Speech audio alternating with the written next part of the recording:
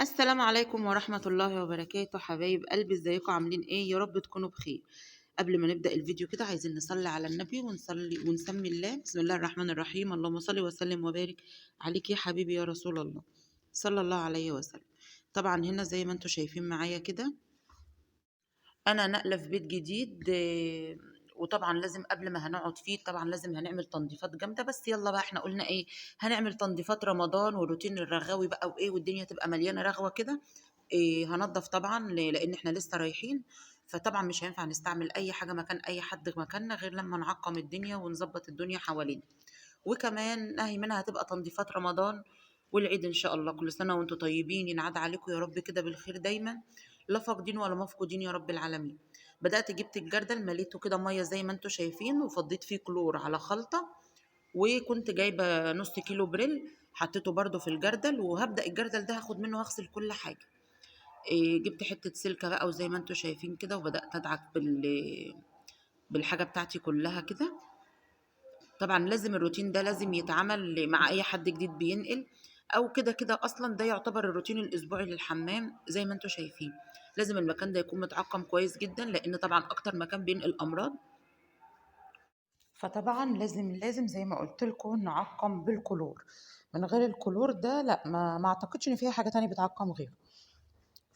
بس كده، فزي ما انتم شايفين ونزلت دعك بقى، لان عايزه اقول لكم اللي كانت قبل هنا في البيت كانت وحشه جدا جدا. بصوا، المطبخ والحمام اخدوا مني شغل كتير قوي قوي.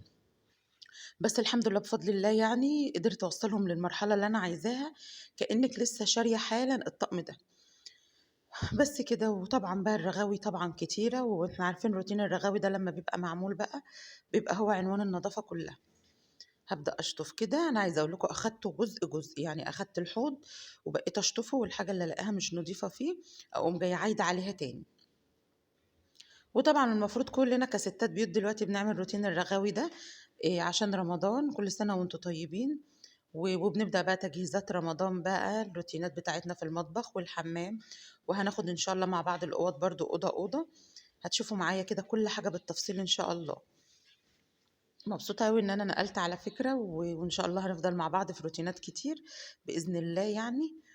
وهبدأ أشطف بقى كده، واللي هلاقيه لسه عايز يتشطف بشطف تاني، أو اللي عايز يتغسل بغسل تاني.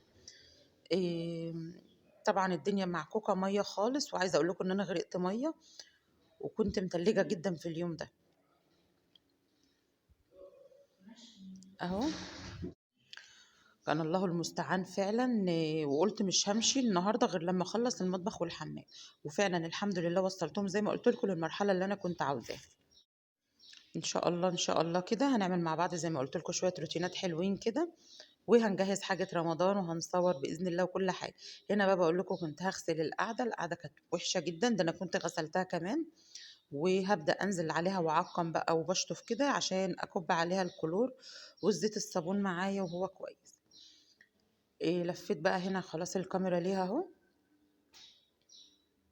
اخدت ميه في الشفشه عشان مش هينفع طبعا في الجردل وارجع احط السلكه فيها، لاني هخلص الحمام وهرمي السلك وهرمي الميه دي. بقول لكم هنا بصوا الحيطه مجيره جدا وكانت وحشه قوي. بس على مين بقى، احنا قلنا زي ما احنا متفقين احنا ستات بيوت قدها وقدود.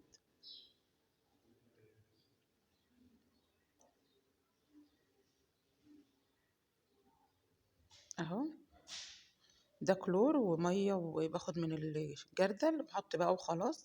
مش هحط تاني السلك ولا الحاجات دي في الجردل. هدعكه بقى واخلصه، لان زي ما انتوا عارفين بنبقى محتاجين بقى نوطي وندعك براحتنا كده وننضف. دعكته بالكلور خليته زي الفل معايا. إيه طبعا احنا عارفين ان احنا بنشتغل بالاسدال وكده، فكان صعب عليا جدا، ما كنتش عارفه اتحرك براحتي. المهم بقى بشطفه دلوقتي وهظبطه. وهخش على البانيو بقى. عايزه اقول لكم كنت مليان بقع صفرة ومليان قرف كتير. جبت فلاش طبعا وبقيت بقيت احط بالفلاش واشطف بميه وبعدين اغسل بالكلور تاني. ايدي كان ايام يومها حاسه ان هما كانوا ايدين نار كده. بس مش مهم، مقابل ان احنا نقعد في مكان نضيف ومكاننا يبقى نضيف ومعقم وكويس كده. دلوقتي بقى انا كنت بشطف اللي من مكان الكلور، لاني كنت كبيت خلاص فلاش ونضفته. وهنا برضو البانيو هعمل فيه نفس الوضع. هاكُب فيه كلور، هاضيّع، كان في اصفرار فيه هيروح، بس هيبقى في حاجات لسه معلّمة، طبعًا أنا مش هابقى راضية عن المنظر ده، فبعدين هاشطفه من الكلور وهاحط تاني فلاش.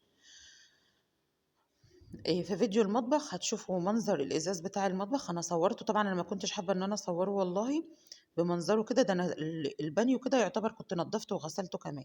طبعًا هنا جِبت سلكة جديدة، لإن السلكة اللي أنا غسلت بيها القعدة أنا رميتها خلاص، مش هينفع إن أنا أغسل بيها تاني. وهنا كل شوية حد من عيالي يخش يكلمني أقول لهم سيبوني في حالي دلوقتي.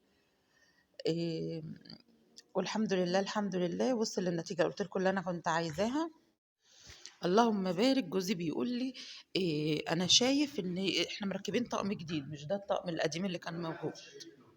عايزة أقول لكم أنا باسجل لكم الفيديو ده وأنا أصلًا لسه ما خلصتش فرش الشقة، ما خلصتش أي حاجة لسه فيها، غير زي ما قُلت لكم الشقة دهناها الحمد لله، لإن برضه كان دهانها وِحِش، وغسلت المطبخ والحمام ونصبنا الدولاب. بس ما عملتش فيها أي حاجة تاني بقى.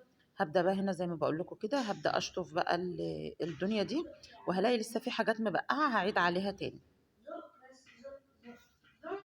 ما هو أنا حالفة بقى، ما أنا طالعة من الحمام ده غير لمّا أخلّيه كإنِّك لسه شارياه حالا، والحمد لله، الحمد لله وصلت له.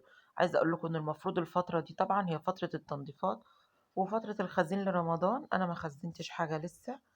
عندي اللي هي التفريزات العادية اللي أنا كنت بافرّزها طول الوقت يعني العادي، لكن مخصوص لرمضان ما خزّنتش بصراحة. عايزة أقول لكم إن الفيديو ده نُصّه اتسجّل في الشقة هناك، ونُصّه يعني نُصّه في الشقة القديمة ونُصّه في الشقة الجديدة. اللي أنا باسجّله دلوقتي ده بقى هنا في الشقة القديمة. عايزة أقول لكم إن أنا أمّا بادخلها تاني باحس إن أنا نفسيتي تعبانة جدًا. يالّا ربنا يهوّن إن شاء الله كُلّها لآخر الشهر ده، وإن شاء الله بقى نستقر هناك. طبعًا إحنا بننقل الحاجة واحدة، واحدة، لإن جوزي مش هيقدر طبعًا الحاجة كُلّها مرّة واحدة يعني، وبصراحة الله يعينه هو اللي بينقل لوحده، مش بيرضى يخلّيني أشيل معاه حاجة يعني. بس كده. هنبدأ بقى نشطّب، وطبعًا الرغاوي دي كل ما الرغاوي كترت كل ما اعرفي إن أنتِ النضافة عندِك بقت زي الفل.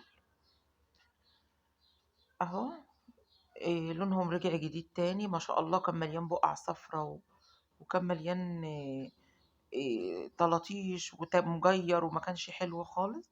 فزي ما أنتم شايفين بقى دلوقتي خلاص البانيو رجع جديد، والتواليت رجع جديد، وكُلّه، كُلّه الحمد لله بقى زي الفل. عايزة أقول لكم صاحب الشقة لمّا جه اتفرّج عليه قعد يقول: "الله أنتم نضّفتوه كده إزاي؟ اللي قبلكم كانوا مبهدلينه."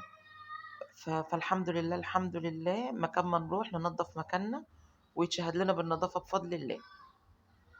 طبعًا بقى أخدت من الجردل ده وفضلت ماسكة المقشة بقى وادعك في الحيطان. الجزء اللي تحت كان فيه تجيير، فأنا برضه بعد المقشة مسكت سلك ودعكته بالسلك عشان أضيّع أي تجيير موجود فيه. عايزة أقول لكم والله إن أنا في اليوم ده تعبت جدًا، جدًا، لإني كمان أخدت المطبخ معاه في نفس اليوم.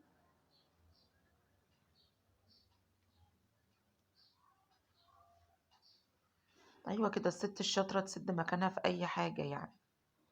والحمد لله الست المصرية مشهود لها ومعروف لها إن هي يعني ست جدعة وب100 راجل سدادة في أي حاجة.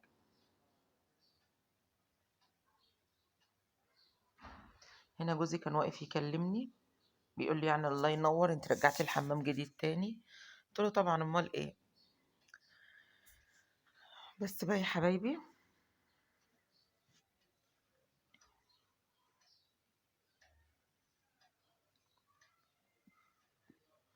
وكمان عايزة أقول لكم بقى دهنت الشقة إن شاء الله أمّا أخلّص هاوريكم جولة فيها بإذن الله، بإذن الله كده، وادعوا لي ربنا يجعلها كده وش السعد وقدم السعد علينا إن شاء الله.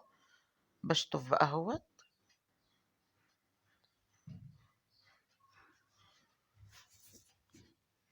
عايزة أقول لكم إن ريحته بقت حلوة جدًا، جدًا، وبقى بيلمع كده وبيشف ويرف من النضافة. كانت ماما دايمًا تقول لازم حمامِك ومطبخِك يشف ويرف من النضافة.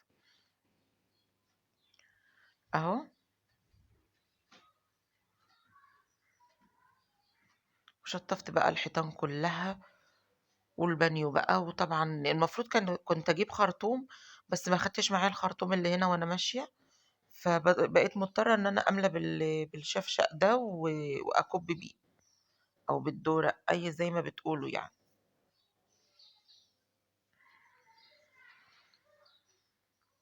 شايفين بقى الرغاوي بقت عاملة ازاي والحمام بقى بيلمع.